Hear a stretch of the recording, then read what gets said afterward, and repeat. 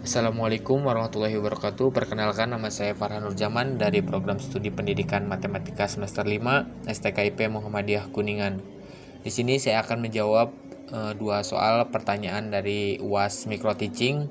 Yang pertama, memberikan penjelasan mengenai kelas yang kondusif dan efektif. Yang kedua adalah jika pada saat pembelajaran berlangsung ada siswa yang acuh atau cuek terhadap penjelasan yang sedang Anda sampaikan, bagaimana pengelolaan kelas yang akan Anda lakukan. Nah, di sini saya akan menjelaskan yang pertama, yaitu kelas yang kondusif dan efektif. Nah, di sini ada beberapa tips yang bisa kita lakukan sebagai calon guru untuk membuat kelas yang kondusif dan efektif. Yang pertama adalah menerapkan metode atau model pembelajaran yang bervariasi. Menurut saya itu sangat penting karena kelas yang kondusif sangat dipenuhi oleh mood siswa yang baik untuk mengikuti pelajaran.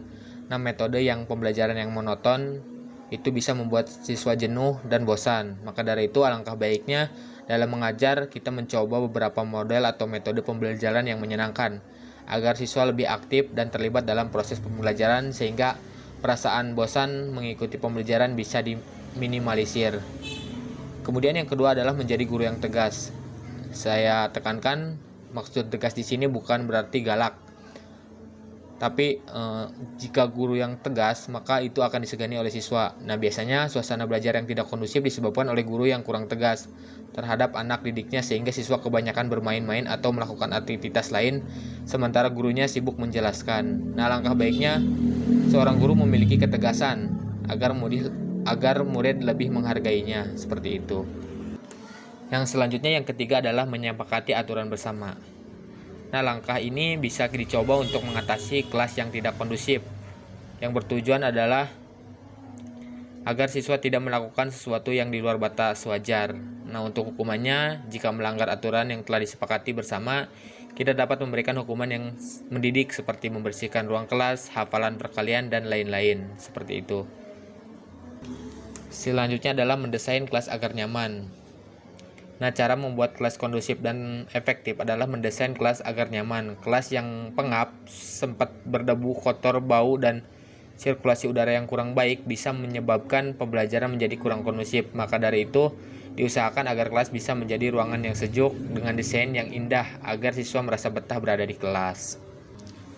Yang kelima yaitu membiarkan siswa berkreasi. Nah, cara lain di sini untuk membuat kelas kondusif dan efektif adalah dengan memberikan kesempatan kepada siswa untuk berkreasi. Guru adalah sebagai fasilitator, motivator, katalisor, dan mediator. Guru tidak boleh otoriter dan menguasai pembelajaran, namun biarkan siswa lebih berkreasi. Bukan teacher center, melainkan student center. Guru memposisikan dirinya sebagai media, pengarah, atau motivator. Nah, merupakan bisa juga membuat kelas kondusif dan efektif. Selanjutnya yang terakhir adalah bercanda. Agar pembelajaran bisa menyenangkan, terlalu serius juga kurang baik. Sebaiknya diselingi beberapa candaan, tepatnya candaan positif. Dengan menyelingi pembelajaran dengan sedikit candaan, maka suasana pembelajaran tidak menjadi tegang dan tidak kaku, sehingga lebih nyaman dalam belajar. Nah, mungkin itu untuk menjawab pertanyaan nomor 1. Selanjutnya yaitu pertanyaan nomor 2. Pertanyaannya, jika pada pembelajaran berlangsung ada siswa yang acuh atau cuek terhadap penjelasan yang sedang Anda sampaikan, bagaimana pengelolaan kelas yang akan Anda lakukan? Nah, di sini ada beberapa langkah yang bisa dilakukan. Yang pertama adalah rencanakan beragam metode mengajar. Murid yang acuh bisa juga disebabkan karena pembelajaran kita yang monoton. Jadi sebelum mengajar, kita harus mempersiapkan beberapa metode. Lagi pula, dengan menggunakan metode belajar yang variatif tentu membuat kelas lebih seru. Jadinya murid pun senang saat di kelas dan mengurangi sikapnya yang acuh atau cuek. Langkah yang kedua adalah belajar mendengarkan murid. Nah, biasanya murid acuh itu juga disebabkan bisa saja sebenarnya ia punya masalah internal seperti keluarga atau bahkan teman yang membuat dirinya susah fokus untuk di kelas. Dengan mencoba mendengarkan cerita murid, kita pun bisa lebih mengerti kondisi murid tanpa harus bersikap marah terus.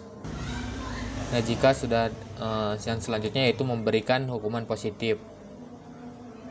Nah, kalau kejadian ini berlangsung terus-menerus, kadang tidak ada salahnya juga untuk memberikan hukuman bagi murid yang melanggar, tapi bukan hukuman ini yang sifatnya membangun. Tapi buat hukuman ini yang sifatnya membangun dan positif ya, bukan yang malah mengomelin murid saja. Nah, langkah terakhir jika keseringan melakukan sikap acuh atau cuek, yaitu berkoordinasi dengan orang tua. Dalam hal ini butuh adanya koordinasi dengan pihak keluarga atau pihak orang tuanya.